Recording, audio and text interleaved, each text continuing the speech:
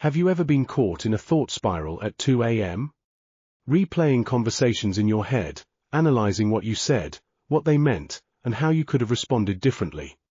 You tell yourself to stop, but your mind doesn't listen. The world calls it overthinking. But, what if we've been seeing it all wrong?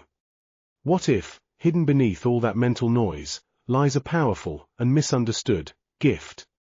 Today, we're not here to tell you to stop overthinking. That's what most self-help videos do, but we're going deeper. We're going to challenge the entire assumption that overthinking is bad. Because when channeled, refined, and understood, overthinking can actually lead to insight, creativity, and even personal growth. This video is about transforming what you thought was a flaw into a form of inner strength, using ideas from philosophy, psychology, and real human experience.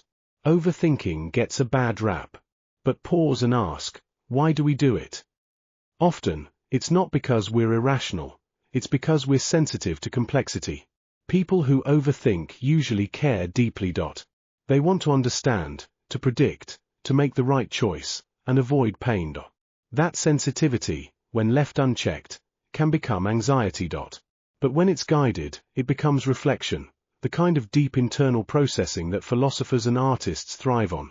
In fact, many of history's great minds, from Kierkegaard to Simone de Beauvoir, were intense thinkers who turned their spirals into systems of meaning.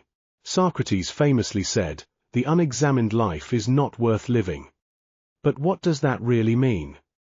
It means that thinking, deeply, painfully, persistently, is essential to understanding ourselves and the world.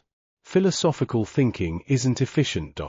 It takes time, loops back on itself, asks what if. Over and over again, exactly like what most people call overthinking.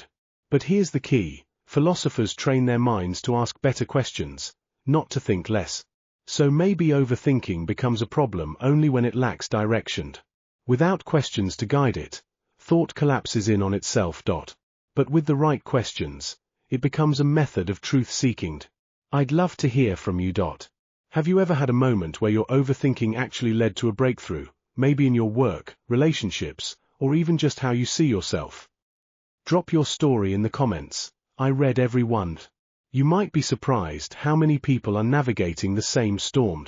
The trick isn't to stop overthinking, it's to refocus it.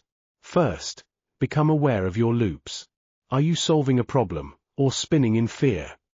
Second, write things down. A wandering mind finds clarity through structure. Journaling, mind maps, or even voice memos can turn chaos into coherence. Third, give your thinking purpose. Ask yourself, what am I trying to understand? Give your mind a target, not a wall to bounce off of.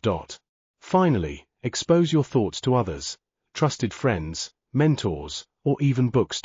Thinking doesn't have to be a solo act. Dialogue sharpens clarity. History doesn't remember Descartes, Nietzsche, or Hannah Arendt as decisive. It remembers them as people who took their time, who questioned everything. In a world obsessed with speed and certainty, maybe the real strength lies in mental patience, in staying with hard thoughts longer than others will. Overthinking isn't a weakness. It's a raw, uncut version of deep thinking. When refined, it becomes analysis. When applied, it becomes wisdom. So the next time you find yourself spiraling, don't shame yourself. Pause. Breathe. Ask yourself, am I stuck, or am I on the edge of something deeper? What if the discomfort you feel isn't confusion, but a mind stretching toward clarity? Overthinking doesn't mean you're broken. It might mean you're just more aware, more curious, and more capable of depth than most people are used to. If this perspective resonated with you, consider subscribing. We're building a space here, for people who think deeply, feel deeply, and want to turn both into meaning.